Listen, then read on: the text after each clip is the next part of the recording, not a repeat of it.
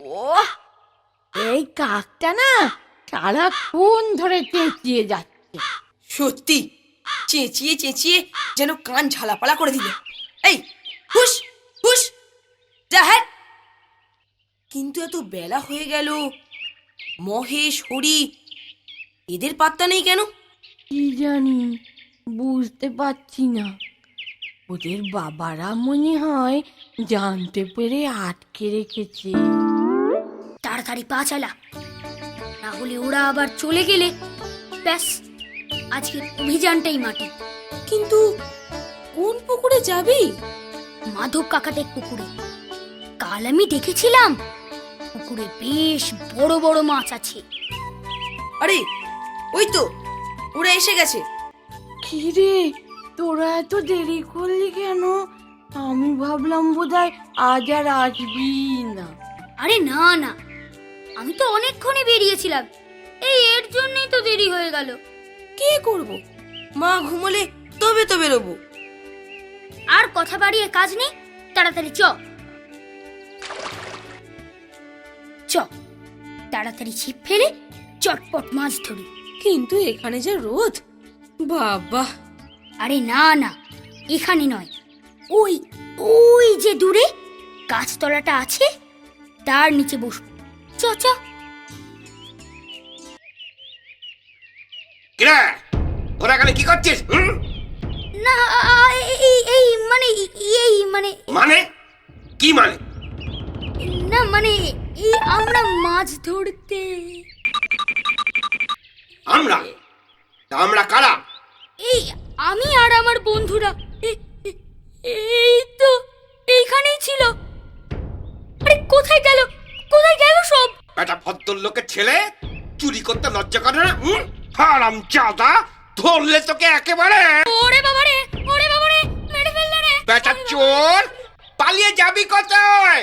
আজ আমি তোর বাবার কাছে যাব, তোর পিঠে ছাই যদি আমি তুলতে না পারি তো আমার নাম মাধব ছেলে নয়, হয়তো চারা বাজি বাঁদর কোথাকার।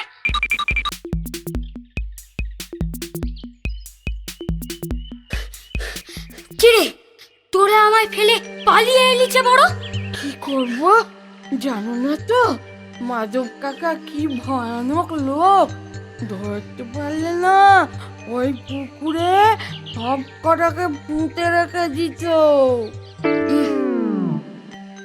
মাধব কাকার এই অত্যাচারের একটা শাস্তি দিতে হবে। চ বাড়ি চ সব। ধুর, সমস্ত অভিযানটাই মাটি হয়ে গেল। সত্যি মাছ ধরা তো হলোই না, উল্টে বরং বাড়ি গেলে পিঠে বেতের ঘা পড়বে। মহেশ, আরে এই মহেশ, কি হয়েছে? কি এত চেঁচাচ্ছ কেন? না চেঁচাবে না। রোজ একটা না একটা বজ্জাতি করবে আর আমায় এসে সবাই নালিশ করে যাবে। কেন? কে আবার নালিশ করলো তোমায়? আজ দুপুরে মাধব কাকার পুকুর থেকে মাছ ধরতে গেছিল। মাধব কাকা হাতে নাতে ধরেছে, কিন্তু কিন্তু কোথায় গেল সে? ওই তো ঘরের ভেতর পড়ছে। এই রে, আজ আর বাবার হাত থেকে রক্ষা নেই। আয় আয় আয়, এদিকে আয়। ছাড়ো লাগছে। ছাড়বো? ছাড়বো না? মাধব কাকা ধরতে পারলে তো পুঁতে ফেলতো, আর এখন এইটুকুতেই। বল বল, আর করবি? হাত পাত হাত পাত হাত পাত হাত পাত হাত পাত। আজকের মতো সাবধান করে দিলাম। এরপর কোনোদিন যদি কিছু শুনি। তা তোর বাবাকে মাধব কাকা কোথায় দেখতে পেল রে? কাল বাবা হাটে গেছিল, সেখানেই মাধব কাকার সঙ্গে দেখা হয়। বেটা কি বজ্জাত দেখেছিস? ঠিক গিয়ে সব ঘটনা জানিয়ে দিয়েছে। দাঁড়া না, বেটাকে জব্দ করতে হবে। কি রে, আমাদের জমিদার মশাইয়ের বাড়িতে কোনো উৎসব নাকি? হ্যাঁ শুনেছি, জমিদার মশাইয়ের একমাত্র ছেলের নাকি অন্নপ্রাশন। তাহলে বেশ ভালোই ভালো মন্দ খাওয়া হবে, কি বলে?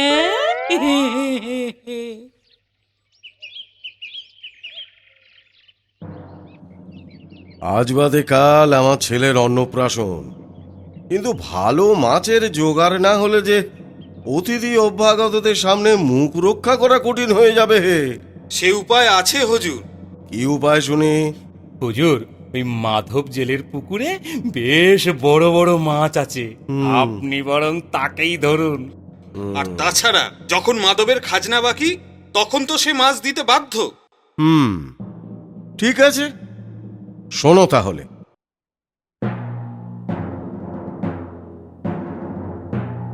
ঠিক আছে কর্তা, এই চ চ চ সব।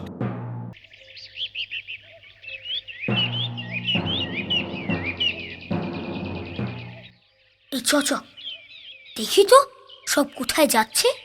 ঠিক সময় মতো বাড়ি না যেতে পারলে কপালে দুঃখ আছে। হ্যাঁ, আর তাছাড়া সন্ধে হয়ে এলো, এমনিতেই তো বাড়ি যাবার সময় হয়ে এলো। হ্যাঁ হ্যাঁ, চ চ চ সব। কিরে মহেশ, বাড়ি যাবি না? না, তোরা যা। তুই কি করবি? ওই জমিদারের লেটেলের পিছু পিছু যাবি নাকি? দেখ, মাধব কাকা তোর বাবাকে এই মাছ চুরি নিয়ে নালিশ করেছে, তার ওপর জমিদারের লেঠেলদের পিছু নিয়ে যদি আবার কোনো সমস্যায় পড়িস, তাহলে আর রক্ষে নেই। হ্যাঁ হ্যাঁ, ও ঠিকই বলেছে, তার চেয়ে চ বরং বাড়ি ফিরে যাই। হ্যাঁ হ্যাঁ মহেশ, ও ঠিকই বলেছে। চ চ না, ফিরেই যাই বরং। বেশ, চ তবে। এছাড়া আর যে কিছু নেই বাবা, আজ খেয়ে নে, কাল ভালো কিছু খাওয়াবো। সে তো তুমি রোজই বলো, কিন্তু কই খাও না তো।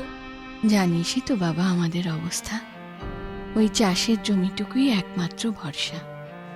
রোজ রোজ ভালো খাবার কোথায় পাবো বলতো?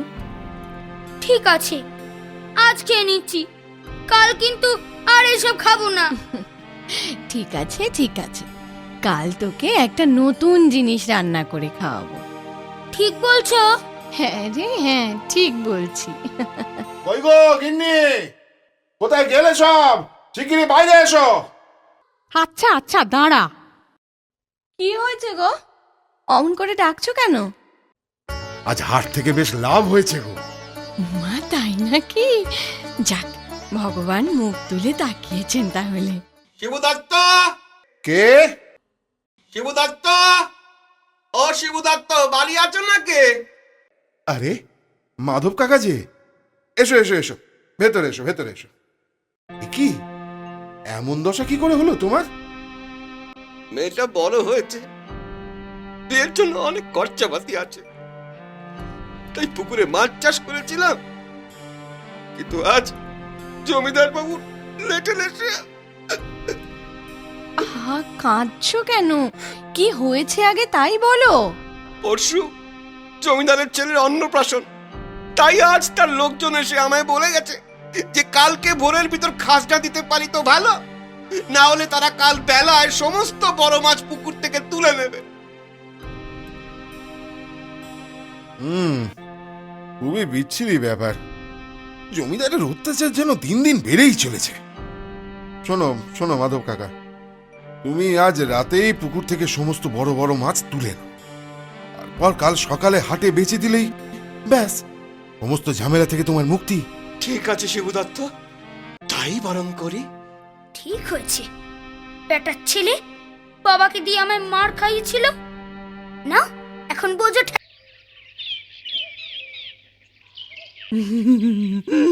বেটার ছেলে তাহলে কাল খুব জব্দ হয়েছে বল? হ্যাঁ, খুব জব্দ হয়েছে। এই দেখ দেখ মহেশ, আহারে খুব মেরেছে বলেও মনে হচ্ছে। বেটার ছেলে জমিদারের বজ্জাতি যেন দিন দিন বেড়েই চলেছে। একটু ওষুধ দিয়ে ঠান্ডা করতে হবে না? শোন, তোরা সব পাঠশালায় যা, আমি একটু ওদের পিছু পিছু গিয়ে দেখি। সাবধানে যাস মহেশ। বেটা শয়তান, তুমি চুপি চুপি পুকুর থেকে মাছ তুলে হাটে বিক্রি করতে নিয়ে গেছিলে, হ্যাঁ?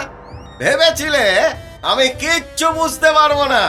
আমার পুকুর, আমার মাছ, আমি যখন ইচ্ছে মাছ ধরবো, বিক্রি করব, তাতে আপনি বলার কে? ও বাবা, ওর মুখ দিয়ে তো বেশ কথা ফুটেছে দেখছি, হ্যাঁ? আপনি এইভাবে কেন আমার মাছ নিয়ে চলে এলেন? আমার মাছ আমার ফিরিয়ে দিন। দেব দেব, তোর মাছ আমি তোকে ঠিকই দিয়ে দেব, কিন্তু তার আগে আমার 2 বছরের খাজনাটা মিটিয়ে দে, তারপর তোর মাছ তুই নিয়ে চলে যা। বেশ, আমি মাছ বিক্রি করে আপনার খাজনা আমি মিটিয়ে দিয়ে যাচ্ছি। হুম, আগে খাজনা দে, তারপর মাছ নে। আপনি নিষ্ঠুর, আপনার অত্যাচারের মাত্রা দিন দিন ছাড়িয়ে যাচ্ছে। ভগবানের বিচার করবে। ওর সাহস তো মন্দ নয়। আয়, কে আছিস? প্রণাম কত ঠাকুর। ওর পুকুরের সমস্ত মাছ আজই বিষ প্রয়োগে মেরে ফেল। ওরম করবেন না হুজুর, ওরম করবেন না। আমি ধনে প্রাণে মারা যাব হুজুর, আমি ধনে প্রাণে মারা যাব। বাবা, কি সাংঘাতিক! শিবদত্ত, ও শিবদত্ত, আমার স্বপ্ন নাশ হয়ে গেল। তুমি এ কি বুদ্ধি দিলে আমার? কাঁদছো কেন? কি হয়েছে কি? আমার পুকুরের সমস্ত মাছ জমিদার মশাই বিষ দিয়ে মেরে দিয়েছে। সে কি? আমার যে কি ক্ষতি হলো, তার তোমায় আমি কি করে বোঝাই? তুমি এরম করে কেঁদো না, আমার মাথায় একটা বুদ্ধি এসেছে। কি বুদ্ধি বাবা মহেশ? তার আগে বলো, আমি যা বলবো তুমি তাই করবে। হ্যাঁ বাবা, নিশ্চয়ই, আমি তোমায় কথা দিচ্ছি। বেশ, শোনো তবে।